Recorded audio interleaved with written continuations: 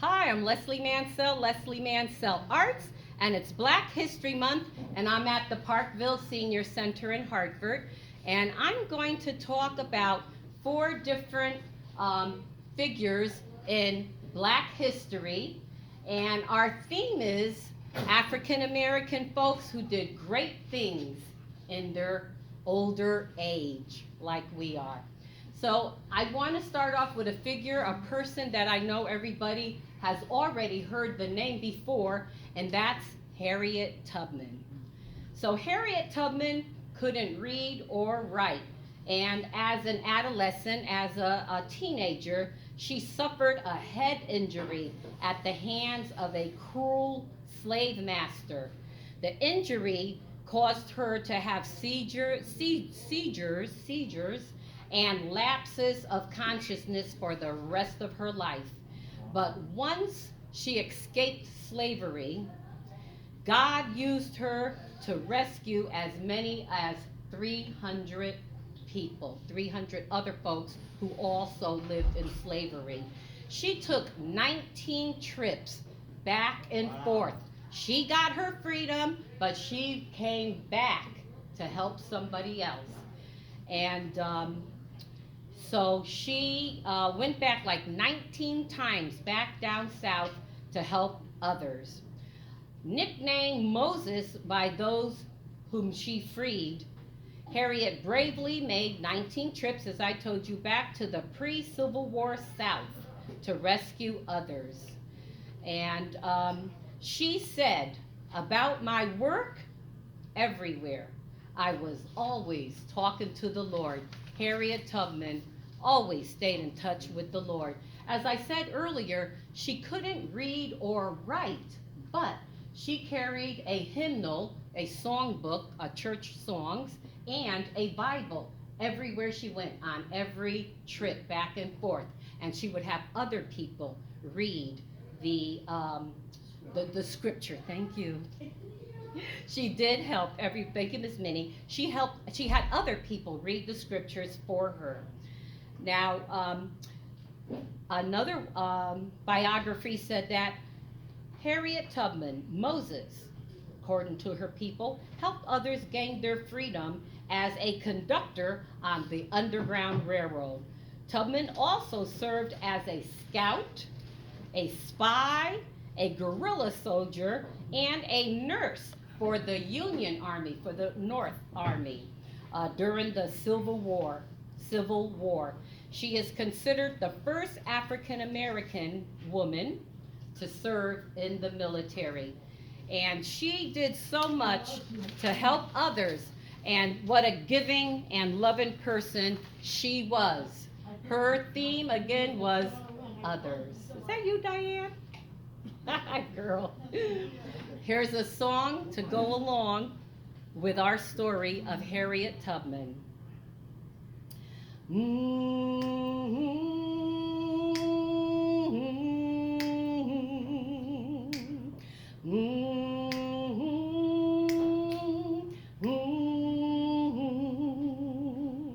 People get ready, there's a train a-comin'. You don't need no baggage, you just get on board. All you need is faith to hear those diesels humming. You don't need no ticket, you just thank the Lord.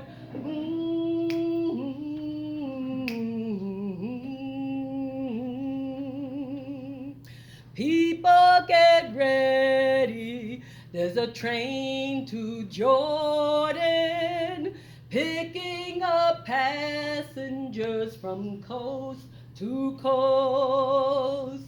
Faith is the key, open the doors and board them. There's hope for all among those loved the most. Ooh.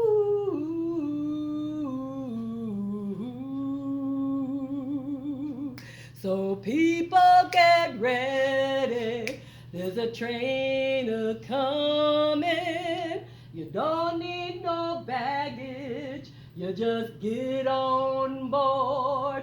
All you need is faith to hear those diesels humming. You don't need no ticket. You just thank the Lord. Ooh, thank the Lord. Amen. I got another person here I want to talk about. And some of the guys especially might be familiar with this name. His real name is Leroy Robert Page. But the name that most people knew him by was Satchel Paige. And yes, those who like baseball know Satchel Paige. And he was inducted into the Hall of Fame in 1971. His primary team was the Kansas City Monarchs. His primary position was as pitcher. I act like I know what I'm doing, right? So, let me see here. In July 7, 1906, in Mobile, Alabama, Page was born, and he began his professional career in the Negro Leagues in the 1920s and in the 1930s. Now, all us black folks know what that means. For those who don't know what that means, back in the day, black people like myself were not allowed to play in the major leagues, the American major leagues. And I think Babe Ruth, I can name one name, people who played in those leagues, those were white folks. Black folks couldn't play with the white folks. So we made our own leagues, and we called them the Negro Leagues. Satchel Paige was one of the great players and pitchers. He was a pitcher. That was his thing. He often pitched hundreds of games a year between the regular Negro Leagues assignments, and he also did barnstorming, whatever that means. I think that means he did independent work in his field, which was baseball. And he played in North Dakota, he played down south, he even played in the Dominican Republic. He played wherever he could get paid, wherever he could get a paycheck. Of course, he had a family, he had children, he had to make a living for his family. So he did that, doing what he loved, playing baseball, but he was restricted. That's a word that was often used back then. He was restricted. He had to play just in the Negro Leagues during the 20s and the 30s. But things changed a little bit. And at the age of 42, Page made his American League debut. And I believe that's the name of the Major League Baseball, or one of them. And he played for a team called the Cleveland Indians. And we know nowadays that's not politically correct to name a team after a group of people. Other teams are named after animals, and then one named after a group of people. Even Manchester High, where my son graduated from high school, they changed the name of their team. And so that was on July 7, 1948, at the age of 42. He was 42 when he started at the American League, working for the Major League. So he was already older than most of the people that were playing at that time. Page became the first African-American pitcher to pitch in a World Series. He spent 3 seasons with the St. Louis Browns, and that was from 1951 to 1953. There's a couple of people in the room, we were born then. And that's when he started. Remember, he was born 1906, so he was already like just about in his 30s when he made it. Well, I shouldn't say made it, but when he first pitched a World Series for the wider, W-I-D-E-R, Major Leagues. He did retire for a while, and then he resurfaced at the age of 59 when he played with the team called the Athletics, and that was in 1965. In 1971, Satchel Leroy Robert Page, was inducted into the Hall of Fame as the first electee from the Committee on Negro Baseball. And sadly, he passed away June 8, 1982. So, like again, he was playing at the age of 1959, was playing the World Series. So here's what Satchel Paige says about age. Age is a question of mind over matter. If you don't mind, it don't matter. Here's a song for Satchel Paige. This is a song I wrote for Black History Month a couple of years ago. You might remember. Yeah, yeah, yeah, yeah, yeah, yeah, yeah, yeah, yeah. Oh, yeah. Oh, yeah. Yeah, yeah, yeah, yeah, yeah, yeah, yeah, yeah, yeah, yeah, yeah, yeah, yeah. Oh, yeah. Oh, yeah. Pull up your bootstraps and reach back and help somebody to move ahead and stay ahead. Pull up your bootstraps and reach back and help somebody. Oh yeah, yeah, yeah, yeah, yeah, yeah, yeah, yeah, yeah, yeah, yeah. Oh yeah, oh yeah, yeah, yeah, yeah, yeah, yeah, yeah, yeah, yeah, yeah, yeah, yeah, yeah, yeah. Oh yeah, oh yeah. Pull up your shirt sleeves and feel free to help somebody, someone in need. Push up your shirt sleeves and feel free to help somebody. Oh yeah, yeah, yeah, yeah, yeah, yeah, yeah, yeah, yeah, yeah, yeah. Oh yeah, oh yeah, yeah, yeah, yeah, yeah, yeah, yeah, yeah, yeah, yeah, yeah, yeah, yeah, yeah. Oh yeah, oh yeah.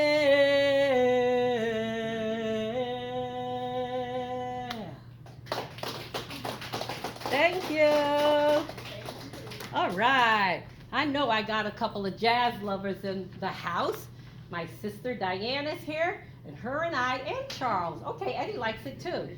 We serve on the Hartford Jazz Society Volunteer Committee. Diane's actually on the board. And Miles Davis. I know Charles loves Miles Davis. Miles Davis. Miles Davis was born May 26, 1926.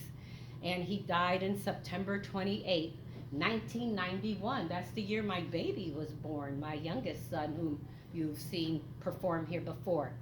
Miles Davis is among the most influential and acclaimed figures in the history of jazz. He had a 5-decade career. 50 years he was out there performing his instrument, the trumpet.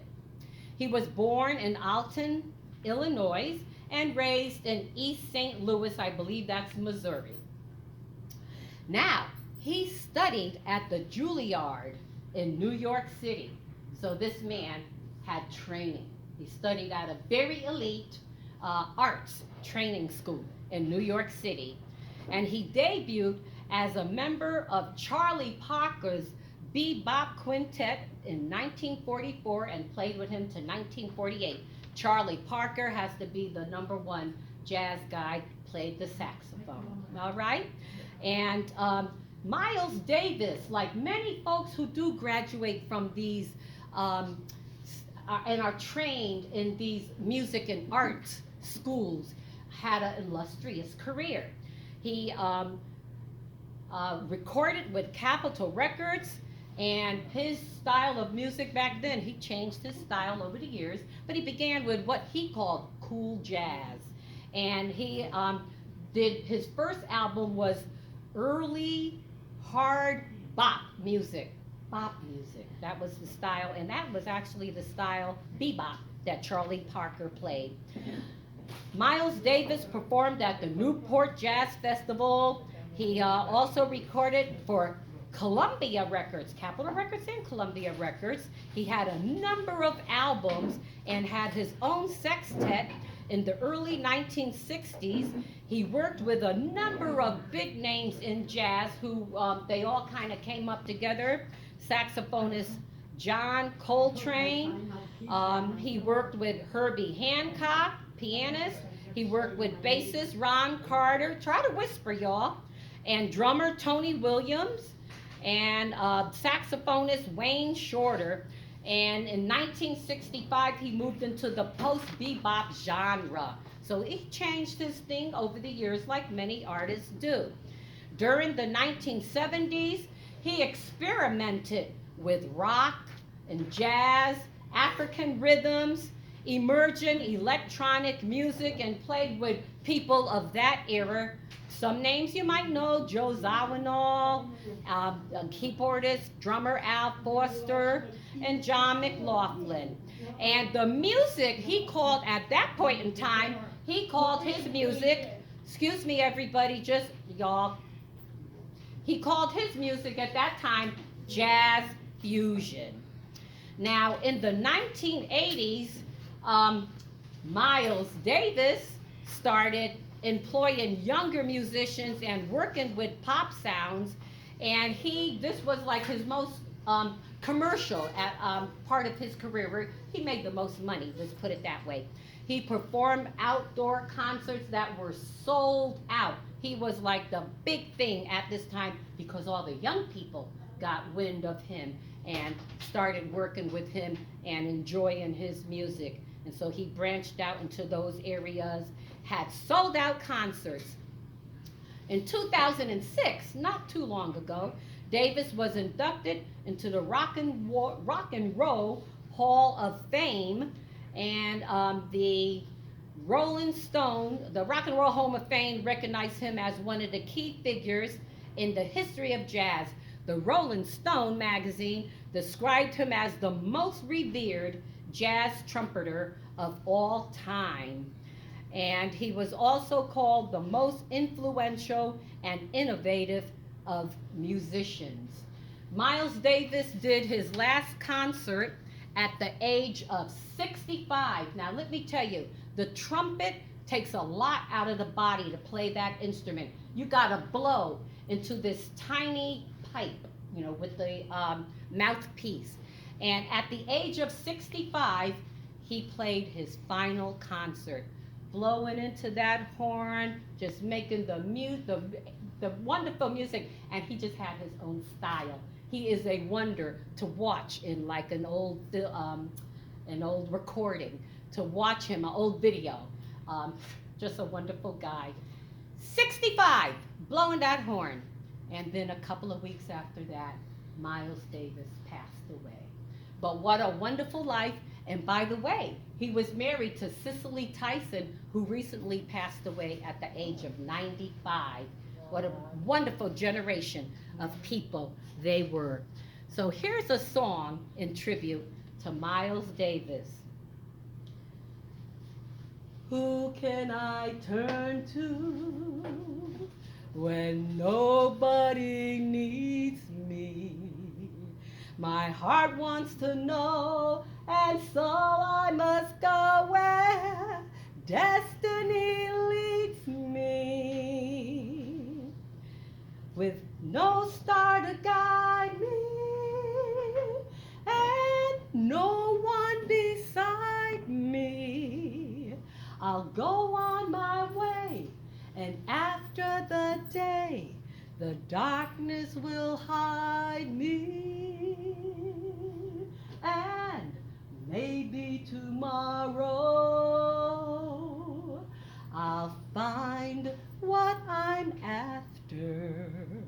I'll throw off my sorrow, beg, steal, or borrow my share of laughter. With you I could learn to, with you honor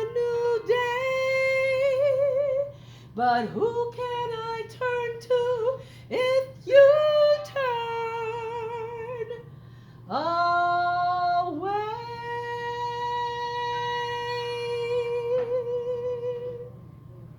Thank you. All right. Now, the last person I want to talk to you about is a very interesting woman. And by the way, I don't think I mentioned the first woman, our dear Harriet Tubman, with those 19 trips that she took back and forth down south, all on foot. So you got to imagine, by the time she took that last trip to go save others out of slavery, to emancipate folks out of slavery, she was already like in her late 50s, early 60s. So all these people did some great things in their older age. Let me tell you about this last woman, and I guarantee none of you have ever heard of her. I never heard of her either. Her name, Barbara Hillary. Barbara Hillary was a nurse, a publisher, an adventurer, and an environmental justice advisor. Let me tell you about this lady.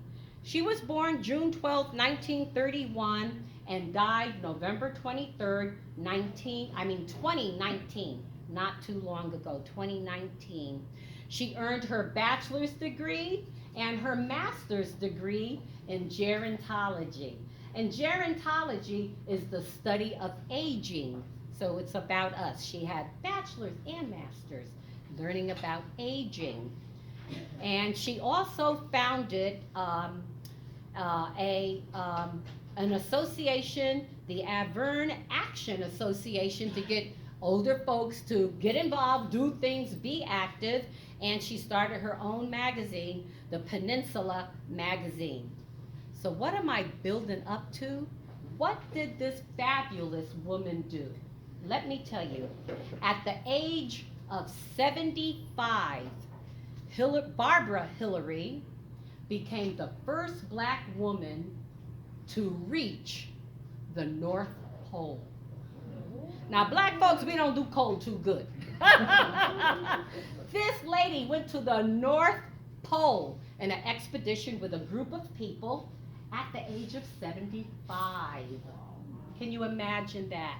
Can you imagine how cold it was? But what a great lady, you know? She wanted to prove old folks can do whatever they want, you know? Guess what? She even beat her own record. At the age of 79, Barbara Hillary went to the South Pole in another expedition. I just can't even imagine. I've seen some those documentaries on PBS of Antarctica down there in the South Pole, and you can't even go there certain times of the year. I know she went in the summertime. Incredibly cold, incredibly cold. Human beings leave, like all those scientists that are studying ice, I suppose, they leave in the winter time. So it was very cold, and she went there at the age of 79. I can't even imagine. So God bless Barbara Hillary. She was a great lady. I believe she never had children, but she encouraged people. Her own magazine, 2 Degrees, started her own nonprofit organization. She did some great things. So let us be encouraged by the 4 folks. We had Harriet Tubman, Satchel Paige, Miles Davis, and Barbara Hillary, that all did great things in their older years, and we can too. Bye, cousins. Bye. And here is my final song on a tribute to Barbara Hillary. She did not sit down. She got up and she did things and made her life complete. And by the way, she died of breast cancer. You know, it gets to us. But so let us work and take care of our health and do great things like she did, and just keep ourselves going to the doctor so that if something happens, we can just live with our illnesses the best we can. Oh, won't you sit down, Lord? I can't sit down. Oh, won't you sit down, Lord? I can't sit down. Oh, won't you sit down, Lord? I can't sit down. I just got to heaven, want to look around. I just got to heaven, want to look around. Who's that yonder dressed in red? Must be the children that Moses led. Who's that yonder dressed in white? It must be the children of the Israelites. Oh, won't you sit down? Oh, Lord, I can't sit down. Oh, won't you sit down? Lord, I can't sit down. Oh, won't you sit down? Lord, I can't sit down. I just got to heaven, wanna look around. I just got to heaven, want to look around. Who's that yonder dressed in blue? Must be the children that are coming through. Who's that yonder dressed in black? Must be those hypocrites turning back. Oh, won't you sit down, Lord? I can't sit down. Oh, won't you sit down, Lord? I can't sit down. Oh, won't you sit down, Lord? I can't sit down. I just got to heaven, wanna look around. I just got to heaven, want to look around. Thank you all very much. And please, Black History Month is very important. As David said, it's not just soul food like the food you just tasted that my cousin cooked, but it's all about understanding the lives of African American and other Black folks, especially us living here in America. Remember our terrible beginnings in America, in slavery, and having to work for no pay, being enslaved, people beating us. You've seen the pictures of whip marks on the back. It was a very hard way to live. And I thank God that we have overcome and we are living in a new age. But guess what? We're still not equal. People are still being considered bad. As soon as you see many Black men, and I'm sure Charles could attest to this, many Black men are just looked upon with fear. People see Black men coming down the street, lock their door. People see Black men coming down the street, don't look in their face, you know? We need to love each other. We need to respect each other. We need to understand our differences, but still don't let that stop you from being friends. So that's why there's a Black History Month and Martin Luther King birthday, because we still haven't reached that equality, and our Hispanic brothers and sisters are dealing with the same thing, but not as the Black folks have. So I want to thank you for coming to our Black History presentation today. God bless everybody. Thank you. Bye now. Leslie Mansell Arts.